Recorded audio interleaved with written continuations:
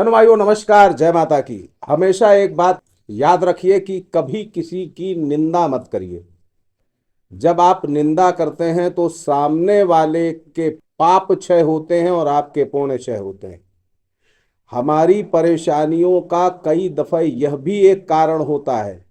आप अपनी वाणी पर नियंत्रण रखिए, आपका भाग्य सदैव साथ देगा। एक मोटी गणित समझिएगा कि जन्म कुंडली का द्वितीय भाव आपकी वाणी का भी होता है और आपके बैंक बैलेंस का भी होता है। यानी वाणी से ही आपका बैंक बैलेंस घट सकता है या बढ़ सकता है। इसलिए वचने किम दरिद्रता, वचनों में वाणी में कभी दरिद्रता नहीं करनी चाहिए। कुछ भी ऐसा नहीं बोलना चाहिए कि सामने वाले की आत्मा दुखी हो। इसलिए हमेशा अच्छा बोलिए और प्रिय बोलिए। मैं हूं पंडित दिनेश नारायण पांडे और आप देख रहे हैं अपना लोकप्रिय चैनल ग्रहवाणी। आप सभी का हार्दिक अभिनंदन करता हूं, स्वागत करता हूं। मई माह के राशिफल की श्रृंखला में आज का वीडियो प्रथम राशि यानी मेष राशि से संबंधित है।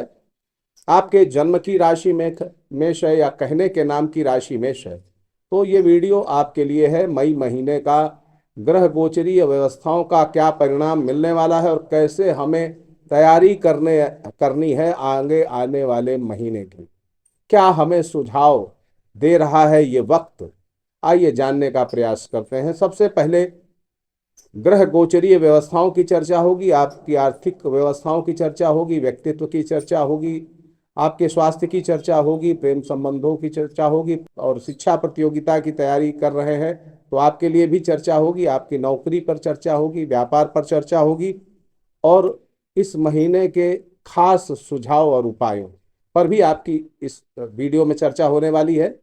तो आइए शुरू करते हैं ग्रह गोचरीय व्यवस्थाओं को। देखिए, मई महीने में सूर्य अपना स्थान परिवर्तित कर रहे हैं, बुध अपना स्थान परिवर्तित कर रहे हैं, शुक्र अपना स्थान परिवर्तित कर रहे हैं और राहु अपना स्थान परिवर्तित कर रहे हैं। ये सारे ग्रह अपना स्थान परिवर्तन करेंगे तो क्या परिणाम देंगे? देखिए, लग्न पर सूर्य का गोचर आपके 14 तारीख तक रहेगा। उसके बाद सूर्य देवता आपके द्वितीय भाव में, धन भाव में गोचर करेंगे। मंगल आपके चतुर्थ भाव में गोचर कर रहे हैं, नीच राशिस्थ होकर के, जो आपके लग्नेश है, आपके राशेश है। आपके छठे घर में केतु महोदय का गोचर है, केतु देवता गोचर कर रहे हैं और महीने की शुरुआत में राहु शुक्र बुध शनि ये चार ग्रह द्वादश भाव में, लेकिन राहु 18 मई को गोचर करेंगे आपके एकादश भाव में, देवगुरु 14 मई को गोचर करेंगे आपके तृतीय भाव में और बुध 7 मई को आपके लग्न पे आएंगे और उसके बाद 23 मई को ये आपके द्वितीय भाव में जाएंगे। शुक्र 31 मई को आपके लग्न में आएंगे। 7 मई से 23 मई के बीच में लग्न में बुधादित्य योग बनेगा, जो काफी अच्छे परिणाम आपको दे सकता है। आइए सबसे पहले आपके व्यक्तित्व की और आपके स्वास्थ्य की चर्चा कर ली जाए। देखो, महीने के शुरुआती पूर्वार्ध में ये 14 दिन तक, मतलब 14 तारीख तक लग्न में सूर्य उच्च के होकर के गोचर करेंगे। यानी आपका उच्च का सूर्य आपको तेजस्वी बनाएगा, आपके आत्मविश्वास को काफी मजबूत रखेगा, इम्यून सिस्टम को काफी मजबूत रख सकता है। माता पिता के प्रति प्रेम और लगाव आपका बढ़ेगा। समाज के प्रतिष्ठित लोगों से आपको प्रशंसा मिल सकती है, उत्साहवर्धन मिल सकता है। सोशल कनेक्टिविटी भी महीने के पूर्वार्ध में काफी अच्छी रहने वाली है। वहीं पर लग्नेश और राशेश मंगल का नीच राशिस्थ होकर के चतुर्थ भाव में गोचर, जल तत्व राशि में मंगल का गोचर और राहु की दृष्टि, ये आपके अंदर कुछ स्वास्थ्य जनित समस्याएं दे सकती है। क्या हो सकता है? देखिए, आपको रक्त विकार की संभावना है, रक्त में यूरिक एसिड बढ़ जाना,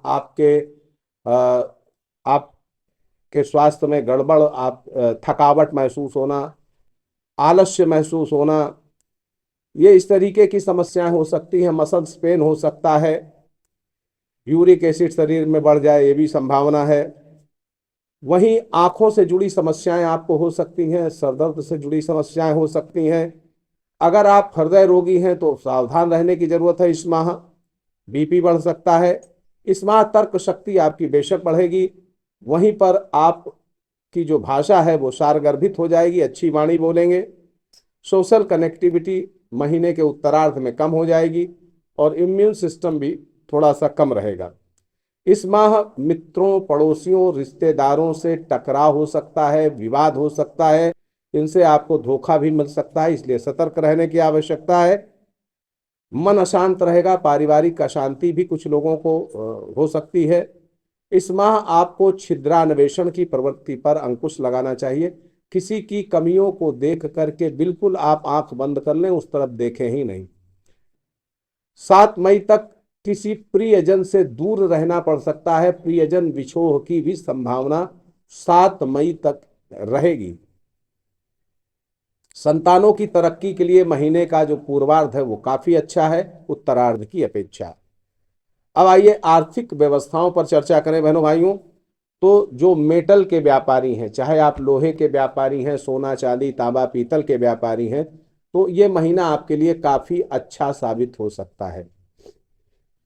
मेडिकल प्रोफेशन है में हैं या न्याय विभाग से जुड़े हुए हैं तो भी आपके लिए ये महीना काफी अच्छा हो सकता है।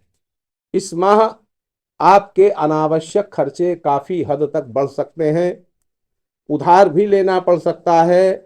महीने का उत्तरार्ध बैंक बैलेंस में वृद्धि के लिए काफी अच्छा है पूर्वार्ध की अपेक्षा।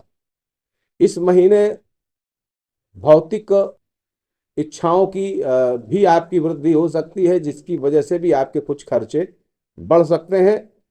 धनार्जन को देखें तो दैनिक आय इस महीने काफी अच्छी रहने वाली है। दैनिक आय संतोषजनक और काफी अच्छी भी कही जा सकती है, रेगुलर इनकम। वहीं आपको आकस्मिक लाभ इस महीने कम मिल सकते हैं, आकस्मिक धन लाभ कम मिल सकता है। इस माह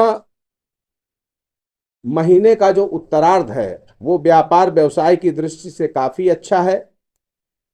18 मई के बाद राहु का एकादश भाव में गोचर आपकी आर्थिक परेशानियों को काफी हद तक कम कर सकता है और इस दरमियान जुआ, शेयर सट्टा, लॉटरी के प्रति भी आपका झुकाव हो सकता है। तो आपको चाहिए कि यहाँ पर इन्वेस्टमेंट करने में सावधान रहें और किसी फाइनेंशियल एक्सपर्ट की सलाह जरूर लें, वरना नुकसान भी हो सकता है। इस माह कुल देवी देवताओं की, आपके पितरों की पूरी कृपा मिलने वाली है। 14 मई के बाद जैसे ही तीसरे भाव में देवगुरु बृहस्पति जाएंगे तो निश्चित तौर पर आपके कुल देवी देवताओं की कृपा आपको प्राप्त होगी, आपके पितरों की कृपा प्राप्त होगी। 7 मई से लेकर के 23 मई के बीच में लग्न में बनने वाला बुधादित्य योग, जो मार्केटिंग फील्ड से जुड़े हुए हैं, जो सोशल फील्ड से जुड़े हुए लोग हैं, उनको काफी अच्छा फायदा मिल सकता है। नौकरी कर रहे लोगों के लिए माह सामान्य रूप से ठीक है, पर नौकरी कार्य क्षेत्र में ओवर कॉन्फिडेंस से आपको बचना चाहिए, वरना आपके काम बिगड़ सकते हैं।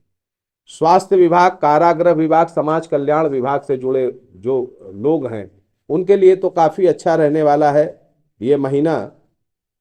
गुप्त कार्यों से आप धन संचय कर पाएंगे।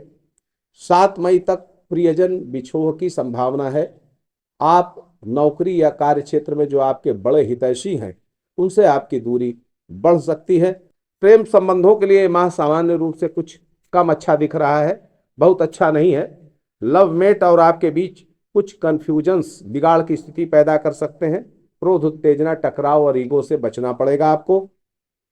इस माह एक अच्छाई ये है कि प्रेम संबंध को अगर विवाह में परिणित करना चाहते हैं तो ये महीना काफी अच्छा है। प्रेम संबंध विवाह में परिणित हो सकते हैं। शिक्षा प्रतियोगिता की तैयारी में जो लगे हुए विद्यार्थी हैं उनके लिए महीने का पूर्वार्ध काफी अच्छा है। इस अवधि में हुई परीक्षाओं के परिणाम आपको काफी अच्छे मिल सकते हैं। यानी 15 मई के पहले अगर कोई आपने कॉम्पिटेटिव एग्जाम में बैठा है आपने, तो उसके जो परिणाम हैं वो आपको अच्छे मिल सकते हैं। नौकरी का प्रयास कर रहे हैं तो इस माह आपको महीने का पूर्वार्ध रिजल्ट दे सकता है। अगर पहले कभी आपने इंटरव्यू दिया है या परीक्षाएं दी हैं तो अगर 15 मई तक उसके रिजल्ट आते हैं तो काफ़ी उत्साहवर्धक रिजल्ट हो सकते हैं, जिनसे आपको काफ़ी लाभ मिल सकता है। गायन वादन के क्षेत्र से जुड़े हुए लोग, कला के क्षेत्र से जुड़े जो लोग हैं, उनके लिए भी ये महीना काफ़ी अच्छा है। इस माह अगर हम सुझाव देना चाहें तो वो ये हैं आपके लिए, अनावश्यक और अनुत्पादक खर्चों से आपको बचना पड़ेगा। अनावश्यक और अनुत्पादक खर्चों से आपको बचना पड़ेगा। रोग व्याधि बीमारियों और नकारात्मक ऊर्जाओं के दुष्प्रभाव से भी आपको बचना पड़ेगा, और इसके लिए आपको प्रतिदिन भगवान हनुमान जी के दर्शन करना चाहिए मंदिर में जाकर के।